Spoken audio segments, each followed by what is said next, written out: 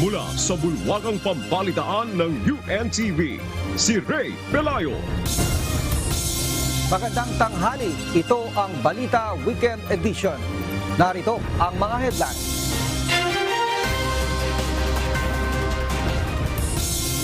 Dating Senador Manny Pacquiao at pinatalsik na kongresistang si Arnolfo Teves Jr. nagkatagpo sa Timor-Leste. 10 ahensya ng gobyerno maapektuhan ng reallocation ng confidential funds. Pagpapalawig ng oras ng trabaho ng traffic enforcers sa holiday season, pinag-aaralan na ng Metropolitan Manila Development Authority. Wish date, memoir, mapapanood na ng mga wisher bukas.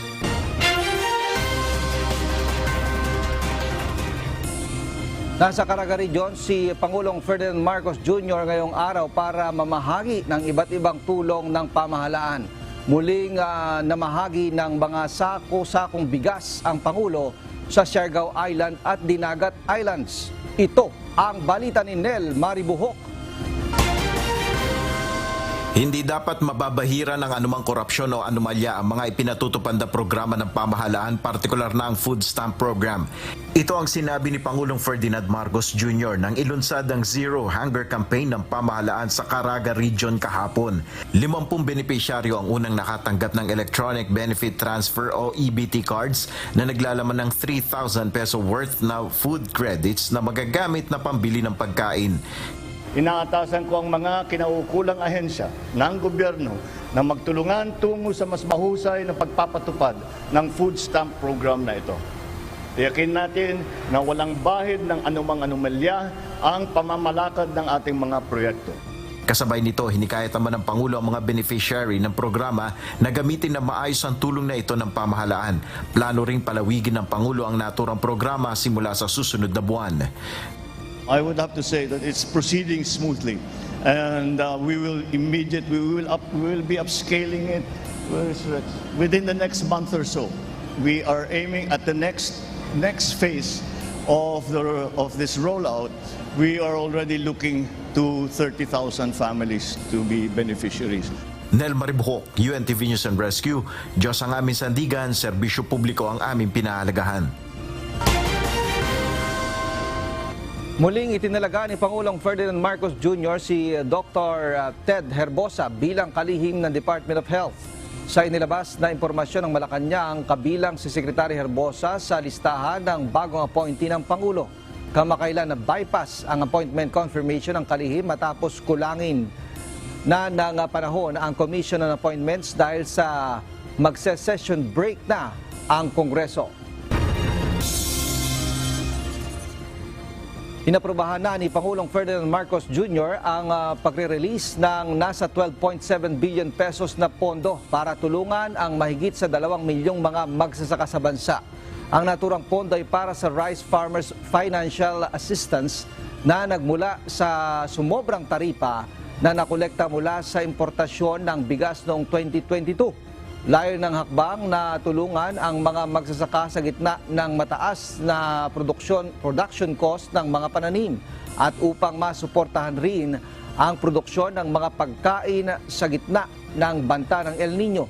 Sa ilalim ng RFFA, ang bawat benepisyaryo ay makatatanggap ng tig 5,000 pesos na financial assistance. Kasama sa mga magiging benepisyaryo ng cash assistance, ang Farmers Association and Cooperatives, Asosasyon ng mga Irigasyon, Agrarian Reform Beneficiaries, Small Water Impounding System Associations at iba pang grupo ng mga magsasaka. Malaking kabawasan sa gastos ng mga truckers ang bagong direktiba ni Pangulong Ferdinand Marcos Jr. na suspindihin ang pass-through fees na sinisingil ng mga lokal na pamahalaan. Bukod sa makatitipid, inaasahang makatutulong rin ito upang mabawasan ang delay sa logistics ng mga produkto. Ito ang balita ni JP Nunez.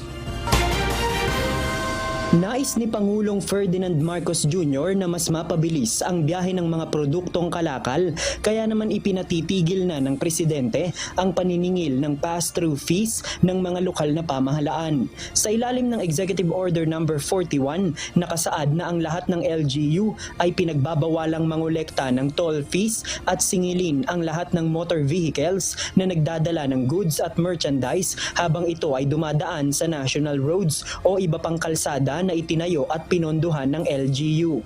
Binigyang diin ng EO na ang hindi otorisadong paniningil ng pass-through fees ay may malaking epekto sa transportasyon at logistic costs na pangkaraniwang ipinapasa sa mga consumer na pangunahing apektado sa pagtaas ng presyo ng mga bilihin. We are doing this to ease the doing business and to lower the cost of transportation. Kasi kung dire-diretso yung truck na makapunta doon sa pupuntahan niya talaga, mas mabilis, ibig sabihin, mas mura ang magiging transportation. Kaugnay nito, umaasa ang mga trucker at delivery service providers na malaking kabawasan ito sa gastos sa kanilang operasyon. Paliwanag ni Ted Herbacio, ang chairman ng Inland Haulers and Truckers Association, bukod sa bawas gastos, malaking bagay rin ang pag-aalis ng pass-through fees upang maiwasan na ang delay sa logistics. Ang laking bagay nito and yung sa issue ng delay ng delivery, malaking tulong doon sa cost of logistics.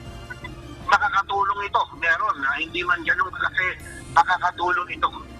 Kapag naalis na ang mga pass-through fees, maaari rin anyang maibaba ng mga delivery service provider ang presyo ng kanilang mga produkto na malaking benepisyo naman para sa mga consumer. Yung iba nito ay tina-charge namin sa customer.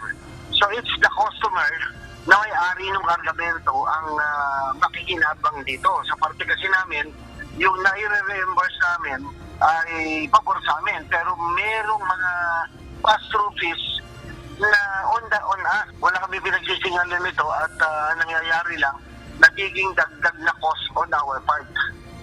Ayon sa Truckers Group, kung susumahin, umaabot ng nasa 30,000 pesos ang kanilang binabayaran sa isang unit lamang ng delivery para makapag-secure ng mga pass-through fees sa mga LGU. Halimbawa Cavite. Ang Cavite, meron siyang provincial sticker para sa lalawigan ng Cavite. But, merong mga LGU na nagbebenta rin ng sticker para sa sarili naman nilang bayan. Hanggang doon sa bayan o sa city lang nila. JP Nunez, UNTV, News and Rescue. Diyos ang aming sandigan, serbisyo publiko ang aming pinahahalagahan.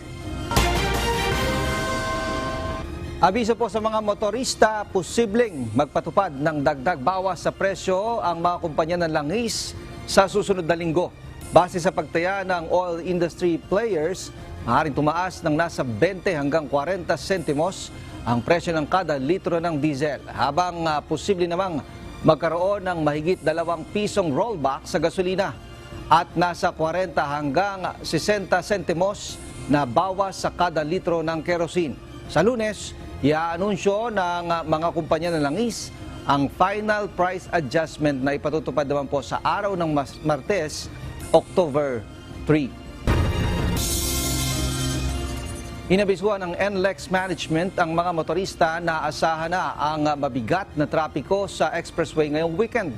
Bunsod ng idaraos na 2 araw na concert sa May Philippine Arena sa Bukawi, Bulacan. Idaraos ang concert ngayong araw, September 30, at bukas, araw ng Linggo, October 1. Dahil dito, asahan na po ang mas maraming volume ng mga sasakyan sa may area ng Bukawi at Santa Maria, Bulacan. Ang mga apektadong motorista ay pinapayuhan na dumaan muna sa mga alternatibong ruta. Tiniyak naman ng management ng expressway na magde-deploy sila ng traffic personnel upang asistihan ang mga motorista. Pinag-aaralan na ng Metropolitan Manila Development Authority ang pagpapalawig ng oras ng trabaho ng kanilang enforcers sa holiday season. Nanawagan na rin ito na agad i-report sa kanilang tanggapan ang anumang makikitang bara sa mga drainage system upang hindi maging sanhi ng pagbaha kapag umuulan. Ito ang balita ni JP Nunez. Pinaghahandaan na ng Metropolitan Manila Development Authority ang inaasahang holiday season traffic. Kasama sa dapat bantayan ang galaw ng sasakyan sa malalaking kalsada gaya ng EDSA, Commonwealth Avenue, C5 at Balintawak. Ayon kay MMDA Director for Traffic Enforcement Group, Attorney Victor Nunez, plano nilang gawing hanggang hating gabi ang duty ng mga traffic enforcers. Pinag-aaralan din nila kung ano-anong traffic schemes ang dapat ipatupad upang matiyak ang maayos na daloy ng trapiko. We will do our best na magkaroon ng mga initiatives, especially on traffic schemes, kung ano yung may kakabubuti namin, at kasama rin namin ang traffic engineering na patuloy na nag-aaral at gumagawa ng pagsisiyasat sa kung anong mga dapat i-adjust na mga traffic scheme para mapaluwag ang ating daloy ng trapiko. Samantala, tinitignan na ng MMDA ang mga drainage system sa Metro Manila kasunod ng mga nararanasang pagbaha tuwing umuulan ng malakas. Nananawagan din ang ahensya sa publiko na agad i-abiso sa kanila kung may nakikitang bara sa mga daluyan ng tubig, lalo na sa EDSA, upang agad nilang mapuntahan. We call the attention of all the heads na kapag alam na nila yung panahon, they have to check yung mga drainage kung talagang may mga nakabara, and to call the command center para ma-inform ang aming flood control team. Before pa umulan, kung may nakita silang mga bara, dapat ma-inform na kaagad, hindi yung kapag umulan at tumaas ang tubig saka lang pupunta na taalisin. So we have to be proactive. JP Nunez, UNTV, News and Rescue. Diyos ang aming sandigan, serbisyo publiko ang aming pinahahalagahan. Inihayag ni Marikina City Representative Stella Kimbo na nasa 10 ahensya ng gobyerno ang maapektuhan ng reallocation ng confidential funds. Nagpahayag naman ng duda ang Makabayan Block lawmakers sa gagawing paglilipat ng confidential funds. Ito ang balita ni Ro Salicos. Nasa 10 ahensya ng pamahalaan ang maaapektuhan ng reallocation o paglilipat ng confidential funds para sa taong 2024. Batay ito kay Marikina City Representative Stella Kimbo, ang Senior Vice Chairperson ng House Committee on Appropriations. Patuloy po ang pag-rationalize natin ng confidential and intelligence funds. Sa ngayon po, ang apektadong ahensya ay nasa 10 agencies. Kabilang na nga dito ang tanggapan ni Vice President Sara Duterte at Department of Education. Ang sinusulong na reallocation ng secret funds sa Kamara ay kasunod ng hakbang ng House Political Party leaders na paigtingin ang suporta sa mga ahensyang nagbabantay sa West Philippine Sea. Sa 5.7 trillion pesos na halaga ng pambansang pondo para sa susunod na taon, nasa 10.14 billion pesos ang confidential at intelligence funds ng mga ahensya ng gobyerno. So of course, while we reduce the funds of some, syempre i-reallocate natin to those that need more, at naka-indicate na nga po sa statement ng ating party leaders, ang priority natin is to beef up the guardians of the West Philippine Sea. Nagpahayag naman ng duda ang Makabayan Block lawmakers sa gagawing paglilipat ng confidential funds.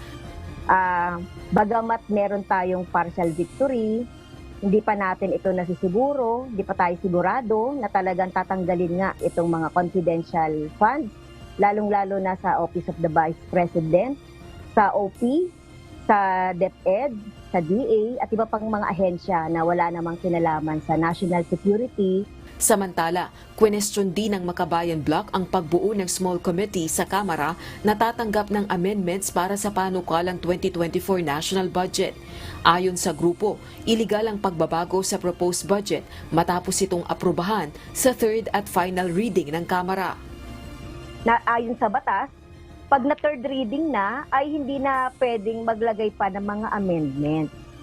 Kaya talagang nagva-violate ang Kongreso nung talagang provision sa konstitusyon. Kaya tayo nga ay pinupunan natin. Rosa Licoz, UNTV News and Rescue. Diyos ang aming sandigan, serbisyo publiko ang aming pinahahalagahan. Inilahad ng Department of Justice na sa hindi inaasahang pagkakataon, biglang nagkatagpo sa Timor-Leste sina dating Senator Manny Pacquiao at ang napatalsik na si dating Congressman Arnolfo Teves Jr. Ayon sa DOJ, patunay lamang ito na talagang nasa Timor-Leste si Teves. Ito ang balita ni Dan Teamento. Alam naman natin na nandun talaga siya sa Timor-Leste. Ngayon, it's without a doubt. Sigurado na ang Department of Justice na talagang nasa bansang Timor-Leste ang napatalsik na si dating Negros Oriental 3rd District Representative Arnolfo Teves Jr. Sa video na naka-upload sa isang cultural organization sa Timor-Leste, makikita na nagsilbing panauhing pandangal sa event si dating Senador at People's Champ Manny Pacquiao.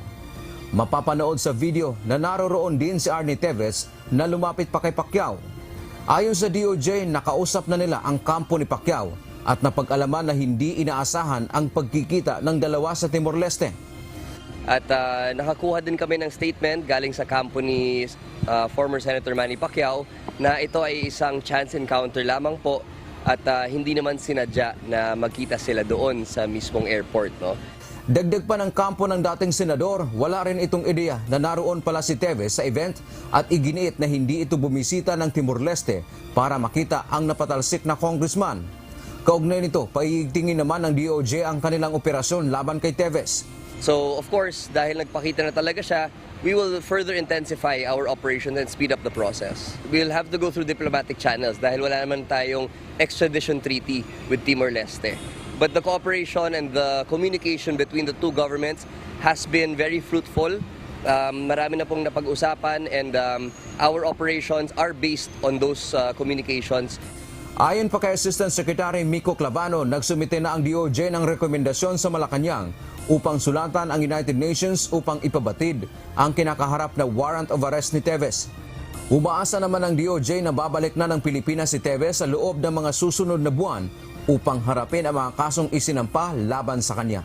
Dan Teamento, UNTV, News and Rescue. Diyos ang aming sandigan, serbisyo publiko ang aming pinahahalagahan.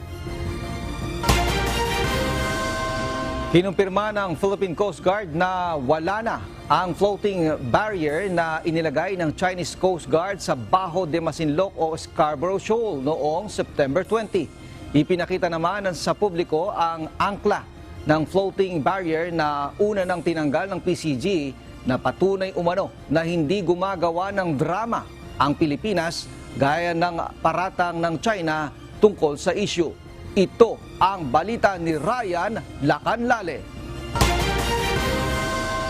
Muling nagsagawa ng Maritime Domain Awareness o MDA flight ang Philippine Coast Guard kasama ang Bureau of Fisheries and Aquatic Resources sa Bajo de Masinloc o Scarborough Shoal. Dito na kumpirma nila na tinanggal na ng Chinese Coast Guard ang floating barrier na inilagay ng mga ito noong September 20 bilang pangharang sa mga Pilipinong mangingisda para hindi makapasok sa loob ng lagoon. Hindi naman natukoy ng PCG kung kailan tinanggal ng China ang barrier. Probably you also want to hear whether there is still a presence of a floating barrier at the mouth of the entrance of Bajo de Masinloc. I would like to inform everyone that upon our verification for this particular MDA flight, there is no more floating barrier at the entrance of Bajo de Masinloc. Gayunman, nananatili ang presensya ng 3 Chinese Coast Guard vessels at 2 rito ay nasa loob mismo ng lagoon. Samantala, nasa labas naman ng Bajo de Masinloc ang isang barko na nagpapatrolya. May isang Chinese maritime militia vessel din silang namataan sa lugar. Samantalang mayroon pa ring 2 fishing vessel na mga Pilipinong mangingisda sa paligid ng bahura. Sa isinagawang MDA flight, muli din daw nakatanggap ang grupo ng 6 na radio challenges mula sa Chinese Coast Guard. What we did is we cut the anchor on the other end so that it will still be it will be widely open kasi papad pa rin yung barrier. And after the Chinese Coast Guard realized that there is no more anchor kung saan hindi niya na nahaharangan yung mouth ng Bajo de Masinloc, that's the time that they also recovered the entire floating barrier. Ipinakita rin ng PCG sa media ang angkla na kanilang tinanggal. Anila, inaantay pa nila ang desisyon ng national government kung ano ang gagawin sa angkla. Kapag naglagay daw muli ng floating barrier ang China sa lugar, muli pa rin nila itong tatanggalin ng PCG, alinsunod na rin sa naunang utos ng Pangulo. On our side, I think what the President did in giving us instruction to remove the barrier is to show the Filipino people and also to show the world that the President is really sincere with his commitment that we're not going to surrender any square inch of our territory to any foreign power. Pinasinungalingan din ng PCG ang paratang ng China na gawa-gawa lamang ng Pilipinas ang issue sa Bajo de Masinloc. Ryan Lacanlale, UNTV News and Rescue. Diyos ang aming sandigan, serbisyo publiko ang aming pinahahalagahan. Inihayag ng Commission on Higher Education o CHED kahapon na kanilang pinag-iisipan ang pagpapalakas ng sektor ng mataas na edukasyon sa bansa upang maging mas globally competitive sa pakikipagtulungan sa European Union. Binanggit ito ng opisyal sa pagbubukas ng 2023 European Higher Education Fair kung saan inilunsad ang temang Pathways to Excellence. Ayon kay De Vera, ang naturang aktibidad ay isang malaking tulong sa malawakang misyon ng CHED kung saan iniuugnay nito ang mga miyembro ng akademya mula sa Pilipinas sa mga pinakamahusay na institusyon ng mataas na edukasyon mula sa European Union. Sa kasalukuyan, mayroong nasa 85 European higher education institutions, mga embahada ng mga miyembro ng estado at mga cultural institution na mula sa 14 na bansa sa Europa na makikibahagi sa naturang gawain na isasagawa simula ngayong Sabado, September 30 hanggang October 2. Sinuspindi na ng Department of Environment and Natural Resources ang kanilang kasunduan sa Socorro Bayanihan Services Incorporated hinggil sa pangasiwa sa isang protected area sa Surigao del Norte. Sa isang pahayag, sinabi ng DNR na iniimbestigahan na nila ang posibleng violation ng grupo sa terms and conditions ng Protected Area Community-Based Resource Management Agreement.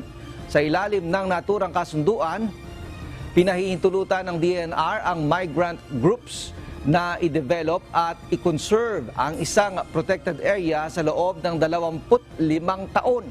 Ayon sa DNR, nakikipag-ugnayan na sila sa iba pang mga ahensya ng pamahalaan upang maipatupad ang suspension at ang resettle ng mga taong umuokupa sa lugar.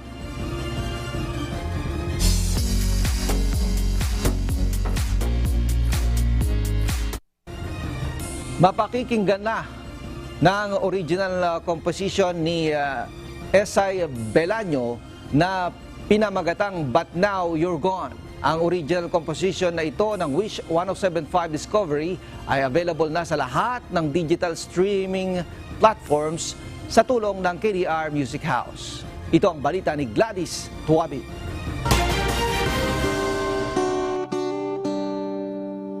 Time used to be much slower before you arrived. Patuloy na nagiging kasangkapan ang KDR Music House at Wish 1075 upang maabot ang pangarap ng mga singer na nagsisimula pa lamang sa industriya, gaya ni Esay Belaño. Dahil sa tulong ng KDR Music House, ang kanyang original na likha But Now You're Gone ay available na sa lahat ng digital streaming platforms. Smile like I used to be just fine, 'cause I gotta carry on like people say. Aniya, hindi pa rin siya makapaniwala na nabigyan siya ng ganitong pagkakataon na magkaroon ng official release song na pangarap din ng bawat aspiring artist. Actually, it's really amazing. It's really amazing how KDR Music House and Bushbuzz discovered us, the unidentified artists, because they go around and you never expect them to be there. So it's really heartwarming for us and unidentified singers, songwriters, or musicians, or even the identified ones. It's really heartwarming for us because you give us a lot of opportunities, a lot of hope, a lot of confidence, a lot of love for our music. Like, you give us purpose and you give us a platform to share our positiveness, our negativeness in a song. You give us a lot of emotions. So as a person, you give us a sense of purpose as well. Kwento ni Esay, natupad ang kanyang pangarap na mag-iwan ng legasiya o magkaroon ng kontribusyon sa music industry na hindi mapapalitan ng anumang bagay. Right now I'm 18 and I know I can give something in this world to leave behind too. If my time comes, at least I gave something that it's still alive. So, because music never dies. So, if one day I'm gone, at least if my friends or family are still here, they can still, a part of me is still here in this world.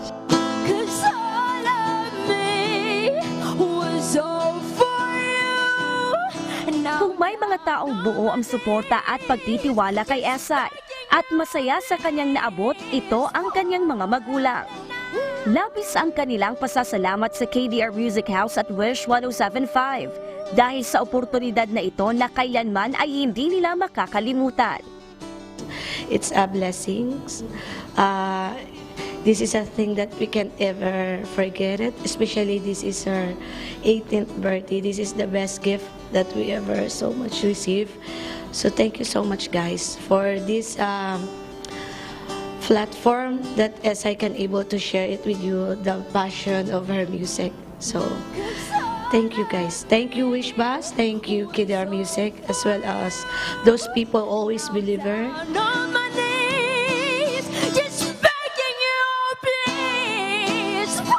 Gladys Tuwabi, UNTV News and Rescue. Diyos ang aming sandigan, serbisyo publiko ang aming pinahahalagahan. Nagdeklara na ng state of emergency sa New York City, USA dahil sa malalakas na buhos ng ulang nagdulot ng matinding pagbaha. Nakataas naman ang isang flood watch para sa 23 milyong tao sa New York, New Jersey at Connecticut hanggang alas 6 ng umaga ng Sabado local time. Ito ang balita ni Daryl Angeles.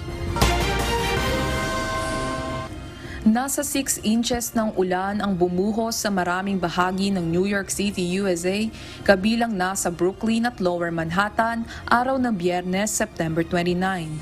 Karamihan ng subway systems, kalsada at highway sa lungsod na lubog sa tubig baha. Bunsod dito, maraming restaurants, negosyo at metro stations ang napilitang magsara at tumigil ang operasyon. Nagdeklara na ng state of emergency sa New York City dahil sa mapanganib at banta sa buhay ng bagyo. I am issuing a state of an emergency for New York City based on the weather conditions. And I want to say to all New Yorkers, this is time for heightened alertness and extreme caution.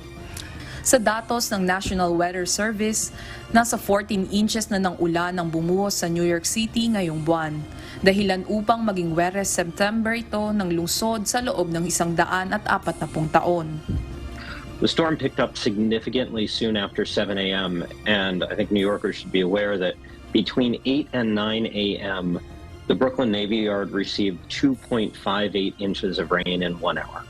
Our sewer system was designed for 1.75 inches per hour, and so it's no surprise, unfortunately, as a result, that part of Brooklyn and a couple of other particularly parts of Brooklyn have borne the brunt of this.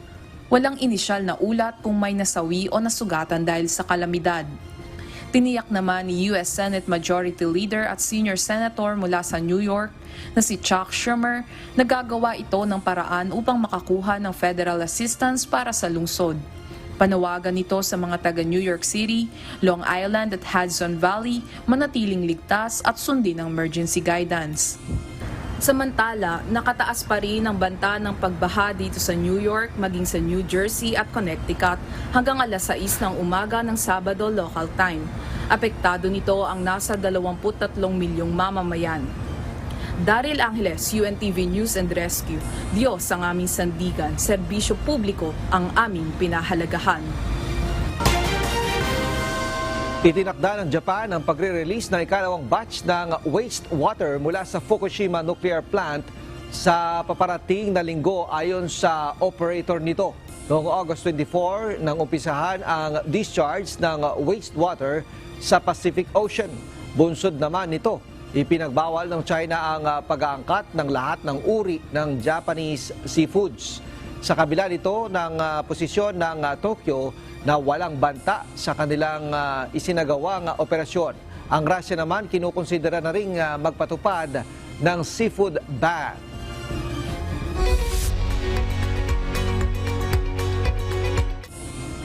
Isa sa pioneer car brands sa bansang China, nag-aalok ng alternatibong pagpipilian para sa mga naghahanap ng compact crossovers. Sama-sama nating kilatisin ngayong linggo sa Manibela. Ito ang balita ni Brian Evangelista.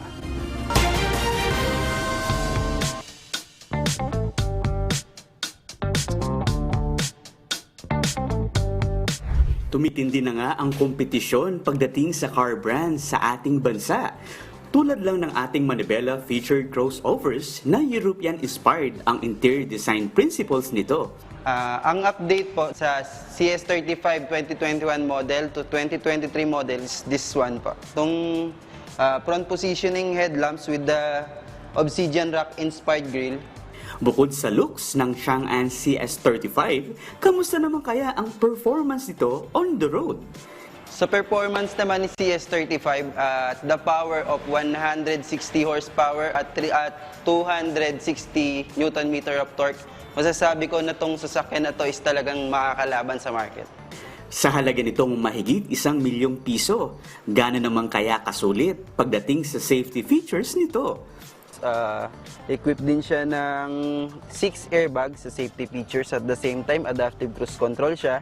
Tapos ang pinakamagandang features dito is yung 360-degree view camera na pwede nyong i-record. Hindi nyo na kailangan ng dashcam dito. Siya na yung magsisilbing dashcam across 360-degree view camera.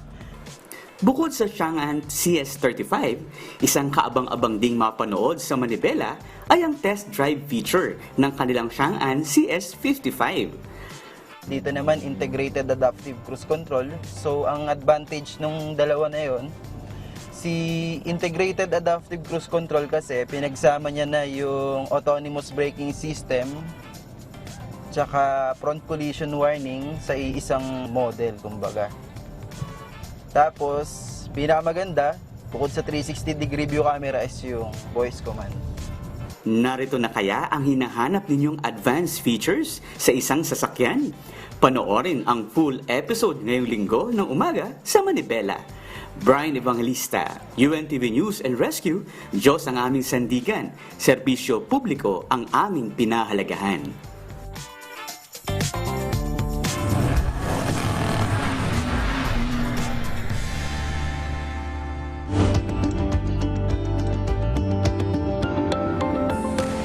Isang breast cancer sa pinakakaraniwang sakit sa mga kababaihan. Kaya pinaigting ang early screening upang maagapan ang mga posibleng paglala nito. Ito ang balita ni Kichi Cipriano. Ayon sa datos ng World Health Organization, umabot sa 685,000 ang mga namatay sa mahigit 2 milyong na-diagnosed ng breast cancer sa mga kababaihan sa buong mundo. At isa rin ang breast cancer sa pinakakaraniwang sakit na cancer sa Pilipinas na umabot na sa 27,163 ang mayroon nito. Kaya't napakahalaga na umpisahan sa mga simpleng lifestyle changes upang makaiwas sa risk factors ng breast cancer. yung breast cancer risk reduction. So, itong sinasabi, pinapainos niya, huwag silang uminom ng kafe, tsokolate, cha, at Coca-Cola. All of them contain caffeine, and if you do that, that sometimes helps reduce the incidence of breast lumps, and it makes follow-up very, very easy. At hindi masyadong nag-worry at nag-aalala yung mga pasyente, no? At mga simpleng payo, simpleng gawin, no? Stress management is another thing that I should emphasize. Yung mga, pag na-stress, tanggalin nyo, palitan nyo yung stress. Kaya't laging payo ng eksperto na huwag hintayin na magkaroon pa ng mga sintomas bago magpatingin sa doktor. Dahil mas mahalaga ang early detection upang malaman ang mga dapat gawin at hindi na umabot sa mas malalang kalagayan at mauwi sa kamatayan. Absolutely not. Pero huwag kayong maghintay. Don't challenge Mother Nature, no? Huwag kayong sabihin ko, Mother Nature, maghintay ako ng isang taon. Anyway, may mga bagong gamot na dyan. No. Early detection treatment, the only way that you could really get away with the breast cancer, no? Madali pong gamutin, murang gamutin, basta magpatingin lang po kayo. And don't wait for symptoms. Huwag kayong maghihintay na may bukol na. Huwag kayong maghihintay na masakit na. Huwag kayong maghihintay na dumudugo na. Lumalabas na dito yung monster sa breast niyo. Basta kayo, 35 years old, magpa-baseline mammogram kayo, pag the minute na meron ng lump, meron ng bud na lumalabas sa lipo niya, kahit na 13, 14 years old kayo, but magtuto kayo mag-do your breast self-examination. Alamin ang iba pang dahilan kung ano ang mga dapat isaalang-alang para makaiwas sa sakit na breast cancer. Manood ng Doctors on TV ngayong linggo, alas 7 ng umaga, dito lang sa UNTV. Kichi Cipriano, UNTV News and Rescue. Diyos ang aming sandigan, serbisyo publiko ang aming pinahahalagahan. Lumakas pa at isa na ngayong tropical storm ang bagyong Jenny base sa latest monitoring ng Pag-asa. Base sa forecast, maapekto ng bagyo ang ilang mga lugar sa Luzon. At para bigyan tayo ng update hinggil sa bagyong Jenny, makakasama po natin live ngayon ang Pag-asa weather specialist na si Mr. Obet Badrina. Magandang araw po, Ginoong Badrina. Magandang tanghali. Magandang tanghali, Ray. No? Magandang tanghali sa lahat ng mga tagapanood natin. Opo. Sir, nasa na po ngayon itong bagyo at ito po ba ay anong direksyon po ang tinatahak nito? So sa ngayon nga itong bagyong si Jenny, may international name siya rin na Koinyu, na ang ibig sabihin nito ay papi o tuta. Ang nagbigay ng pangalan na to ay ang Japan. So sa ngayon, ito ay huling namataan, nasa 1,155 km silangan ng Central Luzon. No? Ang kanyang lakas ay nasa 65 km per hour, malapit sa gitna pagbugso na sa 80 km per hour. Actually ngayon yung direction niya as of 10 a.m. ay pa west-southwestward. Eventually, inaasahan natin kikilos ito pahilagang kanluran. Base nga sa track natin, Ray, no, itong bagyong si Jenny ay maaaring lumapit. Ayan, pinapakita natin ngayon yung track natin dito sa may bahagi nga na extreme northern Luzon. Sa ngayon, no, sa mga kababayan natin, wala pa tayong nakataas sa tropical cyclone wind signal sa anumang bahagi natin bansa. Pero posible, bandang Lunes o Martes ay magtataas tayo ng tropical cyclone wind signal sa may bahagi na extreme northern Luzon base sa pinakahuling track ng bagyong ito. Sir Ray? Opo, Sir Obet, yung itong bagyo si Jenny, gaano po ang intensity o yung lakas na maabot po nito? Sa kasalukuyan, base sa track pa rin natin, forecast intensity natin ay hanggang typhoon category. Pag sinabi nating typhoon category, kung meron itong signal, ang pinakamataas na maaari nating itaas. No? Ang mataas sa signal ay signal number 4. No? Pero again, dahil nga nasa karagatan siya, maaari pa rin magbago ito. Pero sa ngayon, ang ipinapakita ng ating mga datos ay hanggang typhoon category siya. Ngayon po, Sir Obet, ano po yung mga lugar? May direktang epekto na ba ito? Kung hindi man, ano po yung nakaka-apekto sa ating bansa ngayon, Sir? Sa ngayon, wala pang direktang epekto yung bagyong Jenny sa anumang bahagi nating bansa. Pero may tinatawag tayong trough. Yung pag sinabi nating trough, ito yung extension ng mga kaulapan na nakadikit. Ayan, pinapakita natin ngayon dito sa ating satellite images. Makikita nyo, may kaulapan dito sa may bahagi ng Zamboanga Peninsula, dito din sa may eastern section ng Luzon at Visayas. Yan yung trough na tinatawag natin. At ito yung nakaka-apekto dito sa may silangang bahagi ng Luzon. Yung nakikita nyo namang kaulapan dito sa may bahagi ng Zamboanga Peninsula, yan naman ay epekto ng hanging habagat. So yan yung dalawang nakaka-apekto ngayon, yung trough o extension ng Bagyong Jenny at saka hanging habagat. Sa mga kababayan natin dito sa may particular na sa western section ng Luzon, ng Central Luzon at ng Southern Luzon, particular na yung mga rehiyon ng Calabarzon, Mimaropa, kasama yung Kamaynilaan, sa mga susunod na araw posibleng magdala ito ng mga pag-ulan, yung hanging habagat. Dahil inaasahan natin sa pagkilos ni Bagyong Jenny pa Hilagang Kanluran o northwest sa may bahagi ng extreme northern Luzon, mapapalakas niya yung hanging habagat. Kaya sa mga kababayan ho natin, ay maghanda ho tayo sa mga posibilidad ng mga pag-ulan, lalo na dito sa may bahagi nga ng Calabarzon, Mimaropa, Metro Manila at Central Luzon. Alright, maraming salamat po Sir Obet and we appreciate your time po. Maraming salamat. Yan po si...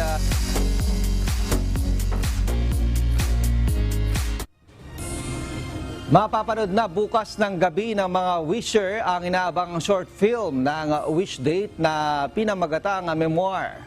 Tampok dito sa unang pagkakataon ang premyadong aktres na si Alice Dixon at UNTV News anchor Luella de Cordova. Samantala, kaabang-abang din ang live performances ng mga OPM artist upang bigyang emosyon ang mga natatanging awit. Ito ang balita ni Gladys Tuwabi.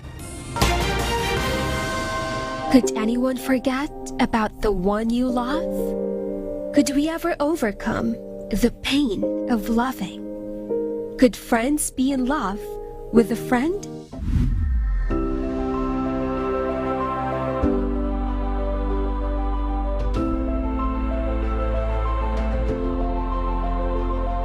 Kwento ito ng pag-ibig at pagkakaibigan. Dito iikot ang 9th installment ng Wish Date Memoir. Pagbibidahan ito ni Alice Dixon at Luella de Cordova. I play a lawyer who has a situation, not a situationship, but something that happened in her life na pinagdadaanan niya. Sa amin is about finding and losing love, trusting in what your fate will be, and I think life in general, you know, it's ups and downs. Ngayon naman, ito naman best friend ako. Pero kung doon sa mga ibang roles na nagampanan ko noon, sa mga movies, syempre yung ibang maaksyon, ito naman makabagbag damdamin, iyakan blues. Kasama rin sina Joshua Junicio, Devon Seron at Shira Diaz. At hindi kompleto ang Wish Date concert kung wala ang live performances ng ilan sa mga kilalang OPM artists na magbibigay emosyon sa mga tampok na awitin. Kabilang sa mga manghaharana, up-and-coming artist Hacky. When I'm down and feeling blue, Singer-songwriter Piniel.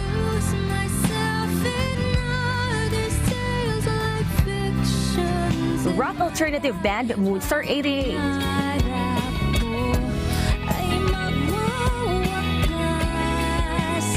Singer-songwriter sensation TJ Monterde.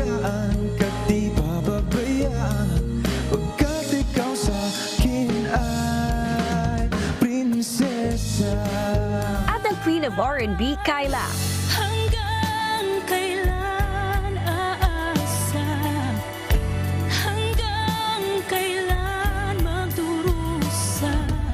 Wish Date Memoir ay mapapanood na bukas, October 1, 2023, araw ng Linggo sa Smart Araneta Coliseum. Sabay nating saksihan ang isang gabi na puno ng kwento at musika. Gladys Tuwabi, UNTV News and Rescue. Diyos ang aming sandigan, serbisyo publiko ang aming pinahalagahan.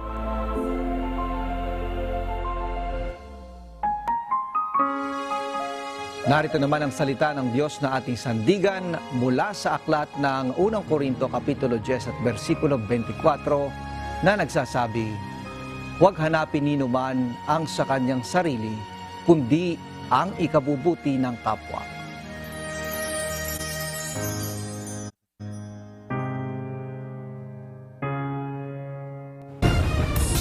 At Yan ang naging kabuuan ng ating balitan ngayong araw ng Sabado. Aming inilahad ng buong katapatan kung paano namin nasaksihan. Sa ngalan po ni Kuya Daniel Razon, ako si Ray Pilayo. At dito sa UNTV, Diyos ang aming sandigan, serbisyo publiko ang aming pinahahalagahan. Magandang tanghali.